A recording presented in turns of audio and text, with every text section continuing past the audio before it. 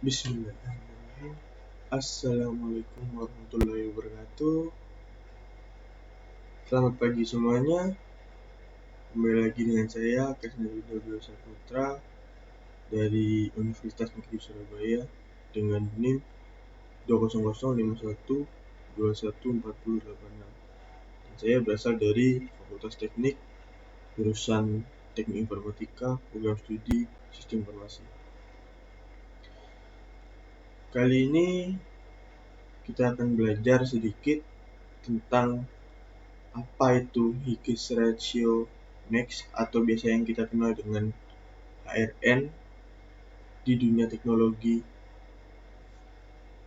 cekidot.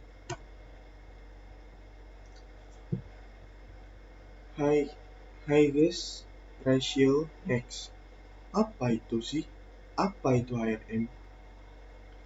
HRN merupakan strategi penjadwalan dengan prioritas proses, tidak hanya merupakan fungsi waktu layanan, tetapi juga jumlah waktu tunggu proses.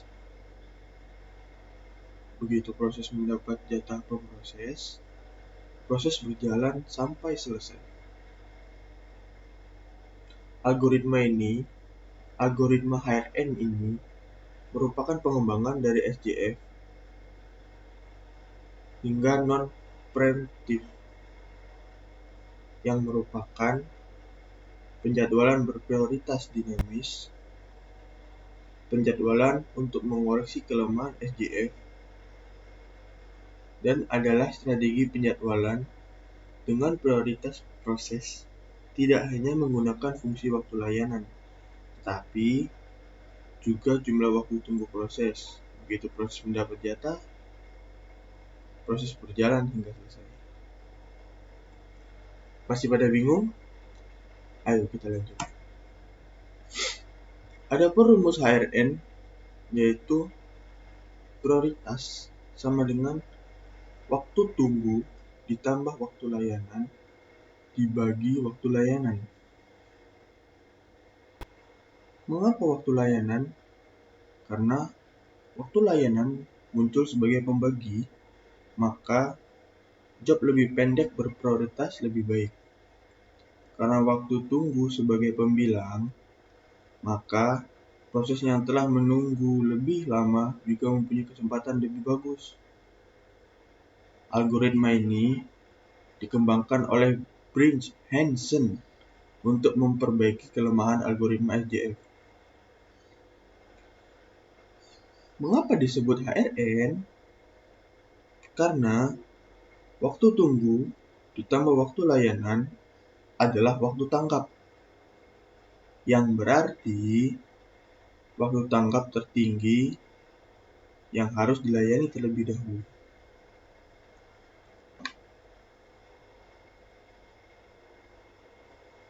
Semakin canggihnya teknologi, semakin canggihnya pengembangan algoritma, tidak luput dari kekurangan dan kelebihannya. Kelebihan HRN mungkin seperti yang kita lihat di sini, respon time-nya cepat, setiap proses akan mendapatkan layanan yang seimbang, dan tidak terjadi starvation karena proses yang memiliki prioritas dinamis. Tentu teman-teman, di balik kelebihan-kelebihan yang ada, HRN juga mempunyai kekurangan, yang mana kekurangan tersebut yaitu terjadi overhead akibat scheduler harus mengetahui atau memperkirakan service time proses-proses yang harus dieksekusi terlebih dahulu.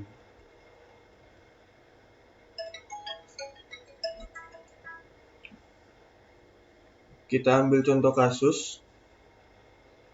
Terdapat sekumpulan proses A, B, C, dan D yang memiliki saat tiba berturut-turut 9.00, 9.05, 9.15, dan 9.20.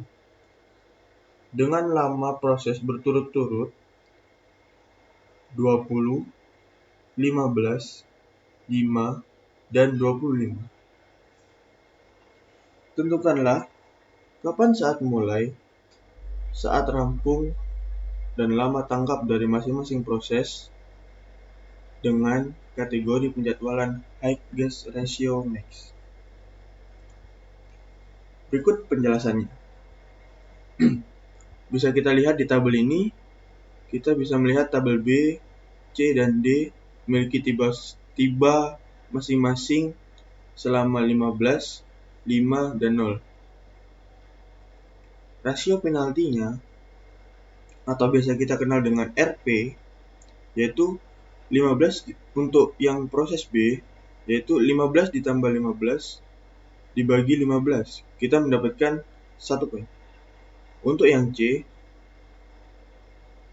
RP atau rasio penaltinya, kita dapatkan 5 ditambah 10 dibagi 5 sama dengan 3. Lalu untuk D, tiba selamanya dia 0. Jadi rasio penaltinya 0 ditambah 25 dibagi 25. Kita dapatkan 1. Penyelesaian kasus ini kita gunakan dengan tabel rasio penalti atau biasa kita kenal dengan RP. Untuk satu tabel kita hanya bisa untuk menggunakan satu proses. Proses A terlebih dahulu dikerjakan karena lebih dahulu tiba dari proses lainnya, yaitu untuk proses A dia mendapat waktu 09.00 dan hingga 09.20. Setelah A selesai, proses B, C, dan D telah tiba. Maka perlu kita hitung rasio penalti untuk proses B, C, dan D. Proses A tidak memiliki rasio penalti atau RP-nya sama dengan 0. Karena pada saat proses A tiba, proses A langsung dikerjakan oleh prosesor. Rasio penalti atau RP untuk proses B, C, D berdasarkan tabel di atas, maka kita dapat tiba selama sama dengan waktu sia-sia. Maksudnya, waktu sia-sia dihitung dari saat proses A dikurangi dengan saat tiba masing-masing proses. Semisal, proses C, waktu sia-sianya 09.20. Kita kurangi dengan 09.15. Kita dapatkan 5. Dan proses B, waktu sia-sianya adalah 09.20. Lalu dikurangi dengan 09.05. Kita dapatkan 15. Kak, gimana sih cara ngitungnya RP? Nih, rasio penalti atau biasa kita kenal dengan RP memiliki rumus yaitu S ditambah T dibagi T, di mana S adalah lama tunggu atau antrian atau yang kita kenal dengan waktu sia-sia, dan T adalah lama proses. Sehingga dari ketiga proses C memiliki rasio penalti tertinggi, sehingga proses C yang akan dikerjakan setelah proses A. Lalu setelah proses C dikerjakan, tabel di atas sudah tidak berlaku lagi, karena waktu sia-sia dari dua proses sisanya sudah berbeda. Kita mengacu dengan saat selesai atau rampungnya proses C, yaitu 9.30, sehingga perlu kita buat tabel baru. Oke, kita lanjut. Untuk rasio penalti proses B dan D, yang seperti kita lihat di gambar, berdasarkan tabel di atas, maka tiba selama sama dengan waktu sia-sia. Masih paham? Maksudnya, waktu sia-sia dihitung dari saat selesai proses C. dikurangi dengan saat tiba masing-masing proses. Maksudnya, proses B waktu sia-sianya 09.30 dikurangi 09.05, kita dapatkan 25. Dan proses D waktu sia-sianya adalah 09.30 dikurangi 09.20, kita dapatkan 10. Dari kedua proses B yang memiliki rasio penalti tertinggi yaitu sekitar 2,7, sehingga proses B yang akan dikerjakan setelah proses C. Setelah proses B dikerjakan 09.30 hingga 09.45, tinggal proses D yang belum diproses. Maka proses D bisa langsung masuk ke prosesor dengan time 09.45 hingga 10.05. Kak, gimana sih cara ngitung proses waktu sisanya si proses B, proses D? Gampang. Kita lihat di tabel. Untuk proses B, rasio penaltinya bisa kita dapat dari tiba selama 25 ditambah 15 dibagi 15. Lalu kita dapatkan rasionya 2,7. Begitu juga dengan proses D. Proses D, rasio penaltinya kita dapat 1,4. Gimana sih Kak dapatnya? Dari tiba selama tadi, tiba selamanya si D, 10 ditambah 25 dibagi 25, kita dapatkan 1,4.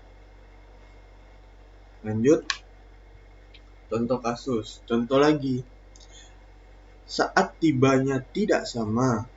Contoh, nama proses A, saat tibanya 0, lama olahnya 4. Nama proses B, saat tibanya 1, lama prosesnya 2. Saat tiba nama proses C, saat tibanya 2, lama olahnya 5.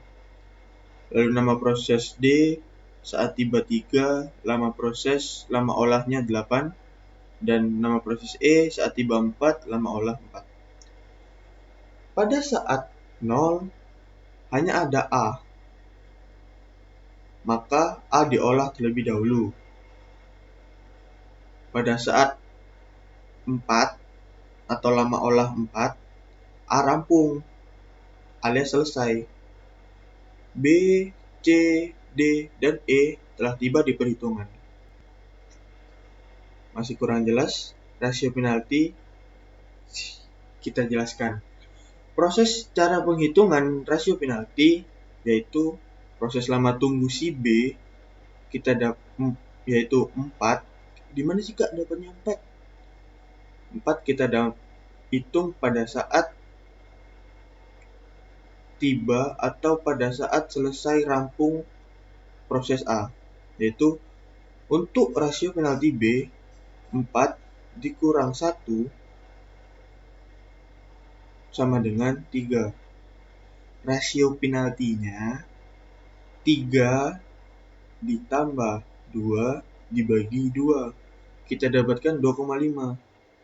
Begitu juga dengan C. 4 dikurang 2 sama dengan 2.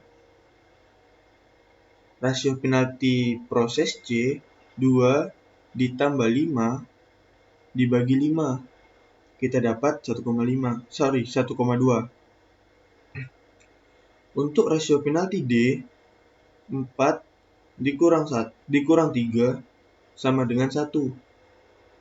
Rasio penalti dari proses D 1 ditambah 8 dibagi 8, kita dapatkan 1,125.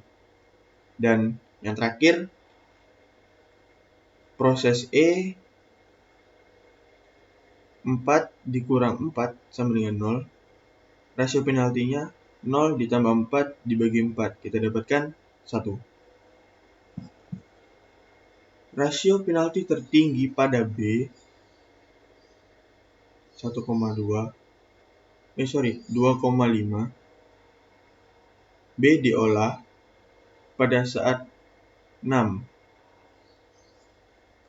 di mana A dan B telah rampung perhitungan rasio penaltinya. Maka berubah lagi perhitungan rasio penaltinya. Proses C, kita hitung lama tunggunya 2 ditambah 2 sama dengan 4. Rasio penaltinya kita dapatkan 4 ditambah 5 dibagi 5. Kita dapatkan 1,8.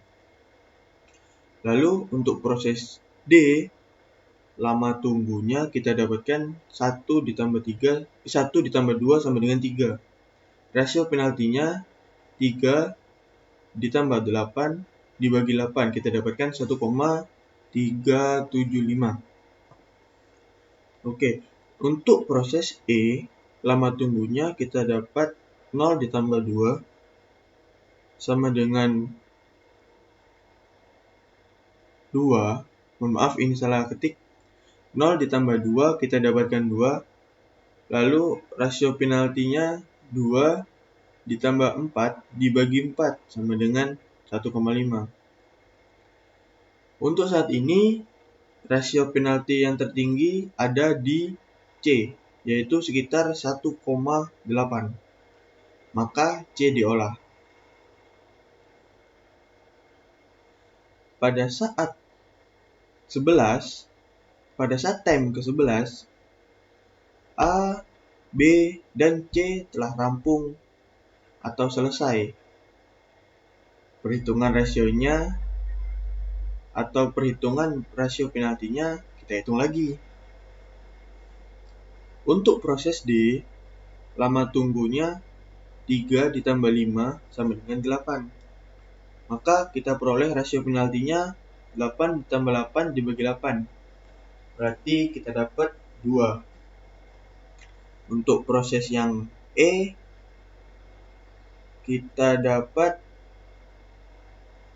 lama tunggunya 2 ditambah 5 sama dengan 7.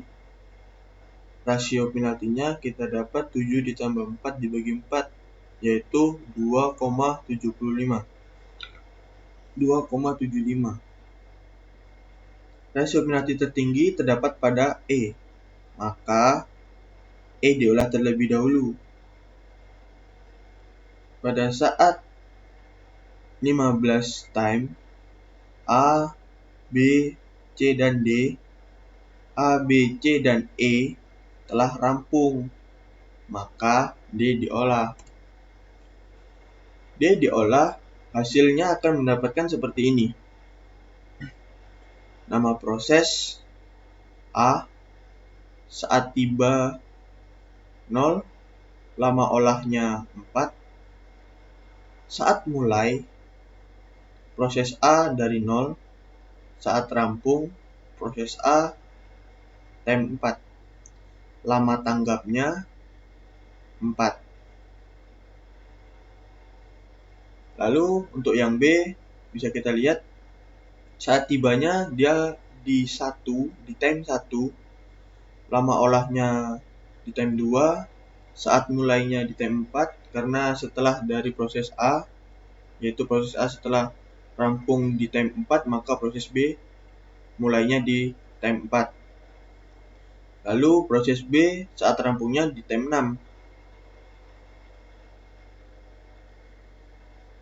Dari saat rampung proses B di time 6, lama tanggapnya proses B yaitu 5.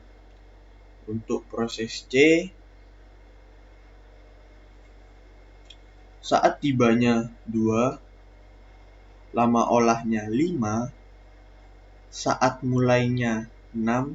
Mengapa 6? Karena proses B selesainya setelah diproses, yaitu di time 6. Lanjut ke proses C. Proses C mulainya pada saat time 6. Lalu rampung pada saat time 11 dan lama tanggapnya 9. Lalu untuk untuk proses D, saat tiba D dapat 3 time. Di time ketiga, lama olahnya 8, saat mulainya 15. Kenapa harus 15? Kenapa 15 bukan 11? Karena setelah proses C, kita yang setelah proses C selesai, kita memproses yang E terlebih dahulu, baru yang D. Jadi, yang D saat mulainya setelah dari proses E, setelah proses E rampung di time 15, lalu proses D masuk di time 15. Lanjut. Untuk proses D saat mulainya 15, saat rampungnya 23, dan lama tanggapnya 20. Lalu untuk yang E, saat tibanya 4, lama olahnya 4, dan saat mulainya 11 setelah dari proses C. Saat rampungnya 15, dan lama tanggapnya 11. Lalu kita jumlahkan semuanya, lama tanggap ini kita dapatkan total 49. Untuk mencari rata-rata tersebut, kita harus menjumlahkan lama tanggapnya dibagi dengan prosesnya. Ada beberapa proses, yaitu kita dapat rata-rata lama tanggapnya 49 dibagi 5, kita dapat 9,5. Sekian penjelasan kali ini. Mohon maaf apabila ada salah kata atau mungkin penjelasan yang kurang jelas. Mohon tulis di kolom komentar. Dan